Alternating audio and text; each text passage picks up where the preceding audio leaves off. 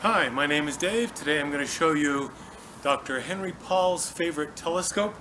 At least that's the way it was sold to me back in the 1990s.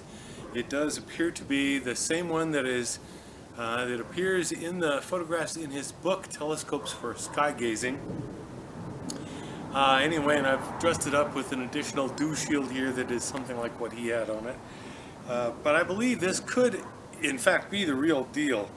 Dr. Henry Paul was quite famous for many articles written in the old ATM books, and he wrote, I believe, 3-4 books of his own on telescopes and astronomy.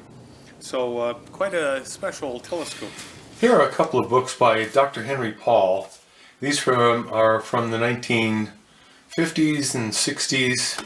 The latest copyright on this one is 1976. This is the third edition of this book. So he was quite popular back in those days. And this one, Telescopes for Sky Gazing, is quite a wonderful book. If you don't have a copy of this, you definitely would like to have a copy. It's got a lot of pictures of cool telescopes. And of course it goes over the standard telescope designs and so forth. Lots of charming, look at these wonderful old cave optical telescopes, eyepiece designs, all kinds of pictures, Porter Garden telescope, etc. And on page 128 of this edition, you see Dr. Henry Paul with what he calls my favorite telescope, 6-inch f10 refractor made from a Jaeger's objective. That's the telescope I own, right there, at least to the best of my knowledge. Certainly very like it. It's a wonderful telescope.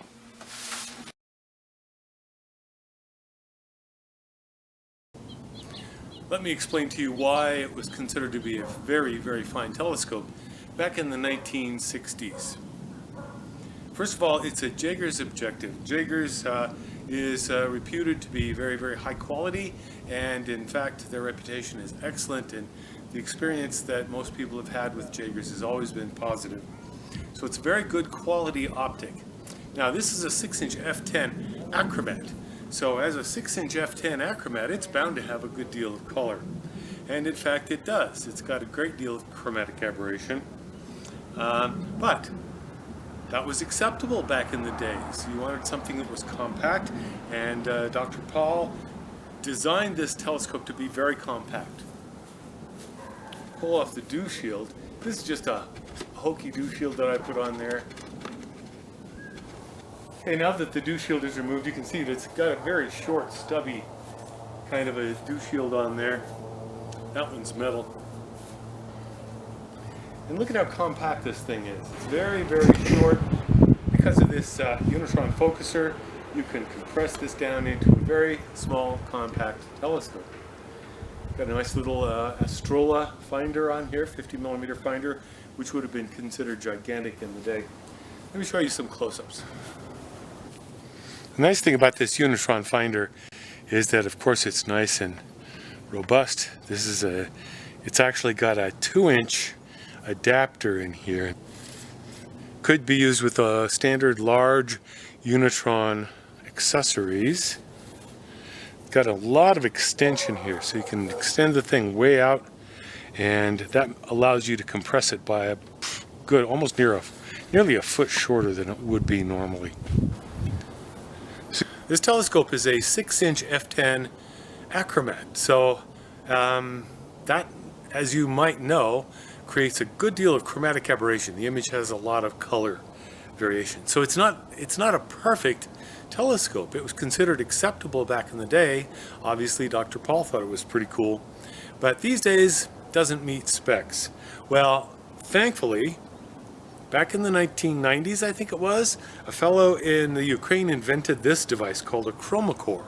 The Chromacore, and they don't make them anymore. They're made of very exotic glass, but the Chromacore was designed to completely eliminate the chromatic aberration in a 6-inch f10 refractor or so. And it works beautifully. All you do is remove the diagonal, the Chromacore screws in like so, and the spacing here is critical. The spacing has to be just right between where the Chromacore intercepts the light cone and where the eyepiece is, there has to be a certain distance.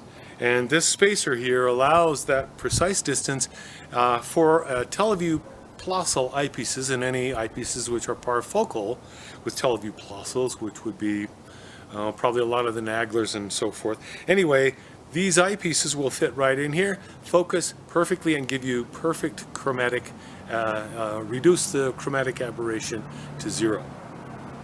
So this now becomes a poor man's apochromat.